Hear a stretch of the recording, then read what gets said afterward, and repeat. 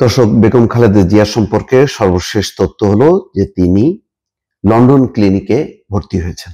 বিমানবন্দর থেকে সরাসরি তাকে লন্ডন ক্লিনিকে নিয়ে যান তারেক রহমান, বিএনপির ভারপ্রাপ্ত চেয়ারম্যান।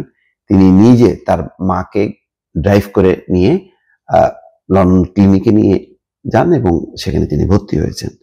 খবরে বলা হচ্ছে, উন্নত চিকিৎসার জন্য খালেদা জিয়াকে যুক্তরাজ্যের লন্ডনে বিশেষায়িত হাসপাতাল দ্য লন্ডন ক্লিনিকে ভর্তি করা হয়েছে। বুধবার বাংলাদেশ সময় সন্ধ্যা 6:30টায় খালেদা জিয়াকে এই হাসপাতালে ভর্তি করা হয়। খালেদা জিয়ার চিকিৎসায় গঠিত মেডিকেল বোর্ডের সদস্য ডাক্তার আল মামুন বিষয়টি নিশ্চিত করে বলেন, প্রাথমিক চিকিৎসার পর চিকিৎসকদের সিদ্ধান্ত অনুযায়ী পরবর্তী পদক্ষেপ নেওয়া হবে। এর আগে লন্ডনের হিথ্রো আন্তর্জাতিক বিমানবন্দরে অবতরণের পর সেখান থেকে সরাসরি লন্ডন ক্লিনিকে পৌঁছান খালেদা জিয়া। বুধবার বাংলাদেশ সময় বিকাল 4:45টার দিকে তারেক রহমান বিমানবন্দরের চতুর্থ টার্মিনালের রয়্যাল ভিভিআইপি গেট দিয়ে বের হয়ে নিজে গাড়ি চালিয়ে তার মা এবং বাংলাদেশের সাবেক এই প্রধানমন্ত্রীকে নিয়ে হাসপাতালে পৌঁছান। এই সময় তারেক রহমানের স্ত্রী জুবাইদা রহমানও তার সঙ্গে ছিলেন। দেখেন, এই ভিভিআইপি গেট দিয়ে চতুর্থ টার্মিনালের রয়্যাল, এইটা শেখ হাসিনারও ভাগ্যে সম্ভবত জোটেনি এরকম ভিভিআইপি টার্মিনাল দিয়ে বের হয়। এখন তিনি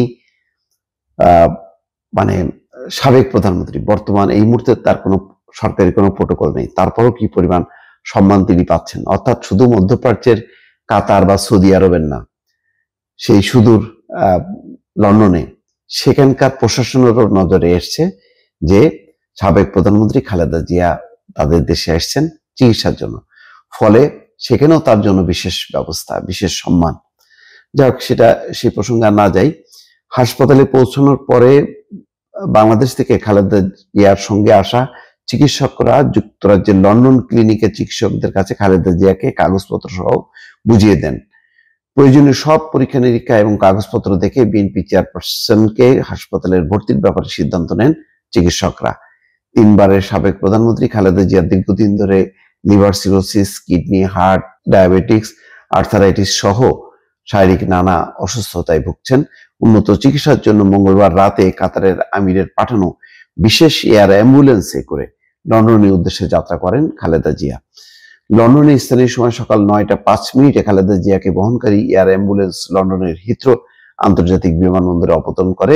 এই সময় বিএনপি চেয়ারপারসনকে স্বাগত জানান তার বড় ছেলে, দলের ভারপ্রাপ্ত চেয়ারম্যান তারেক রহমান ও পুত্রবধূ ডাক্তার জুবাইদা রহমান, নাতনি ব্যারিস্টার জাইমা রহমান বিমানবন্দরে উপস্থিত ছিলেন। বিমানবন্দর থেকে নামার পরে সেখানে আবেগঘন এক আনন্দ মুখর পরিবেশের সৃষ্টি হয়।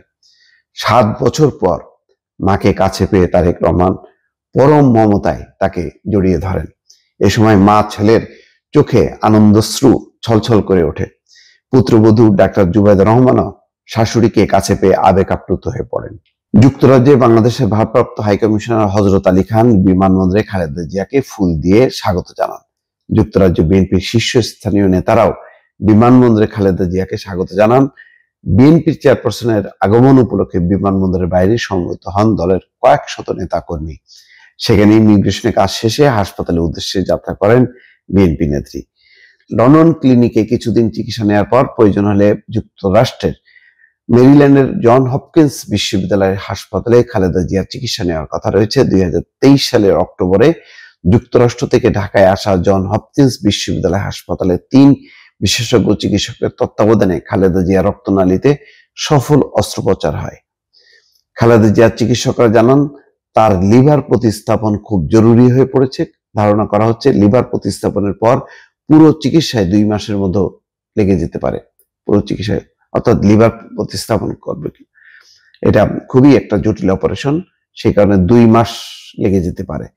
চোখ ও পায়ের ফলো আপ চিকিৎসার জন্য বেগম খালেদা জিয়া 2017 সালের 15 জুলাই লন্ডনে গিয়েছিলেন। তারপর তো আর পরবর্তী পরিস্থিতি, তাকে কারাবন্দী করা হয়, জেল দেওয়া হয়, অমানবিক একটি মানসিক শারীরিক নির্যাতন সইতে হয়েছে বেগম খালেদা জিয়াকে। আজকে শেখ হাসিনা মুক্ত বাংলাদেশে সারা দেশের মানুষ মন ভরে দোয়া করছে আল্লাহর কাছে, যাতে খুব দ্রুত তিনি রোগ মুক্ত হন এবং সারা বিশ্বের কোটি কোটি মানুষ আজকে খালেদা জিয়ার পাশে মানসিকভাবে আছেন এবং দোয়া করছেন আল্লাহর কাছে যাতে খুব দ্রুত তিনি স্বাভাবিক জীবনে ফিরে আসতে পারেন। দর্শক, ভালো থাকবেন। আল্লাহ হাফেজ।